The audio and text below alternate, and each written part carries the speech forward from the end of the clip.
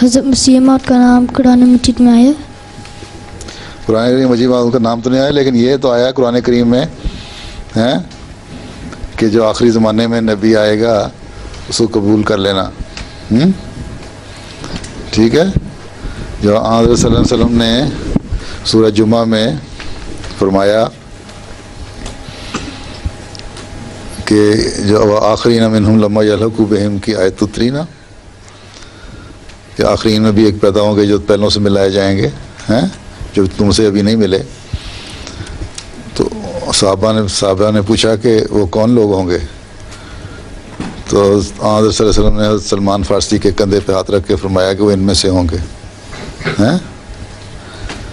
تو اور اس کا مطلب کہ اس عرب نہیں ہوں گے، فارسیوں میں سے ہوں گے، اور وہ پیش گوئی پوری ہوئی۔ پھر اس کی نشانی بتائی وسلم نے کہ جب وہ آئیں گے تو سورج اور چاند و گرہن لگے گا ہیں، وہ بھی لگا۔ تو اس کا مطلب اس لحاظ سے برائے ڈائریکٹ کوئی نہیں آیا ہوا، لیکن اس طرح آیا ہے۔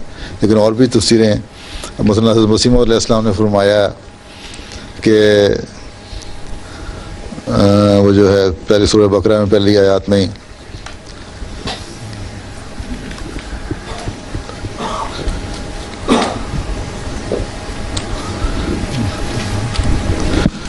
والذین بما انزل الیک وما انزل من قبلک وبالآخرۃ ہم یوقنون۔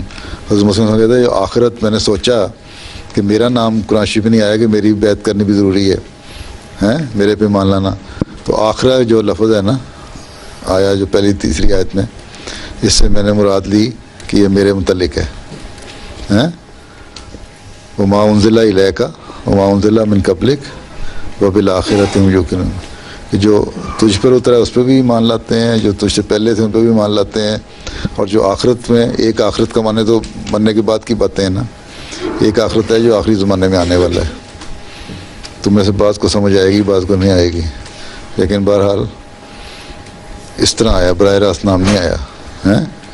کوئی ضروری تو نہیں ہے، اللہ تعالیٰ نے کہا میں نے 1,24,000 پیغمبر دنیا میں بھیجے، یا ہر قوم میں پیغمبر بھیجے، اور بعض حدیث سے پتہ لگتا ہے کہ 1,24,000 پیغمبر آئے، تو ہر ایک کا نام تو نہیں آیا۔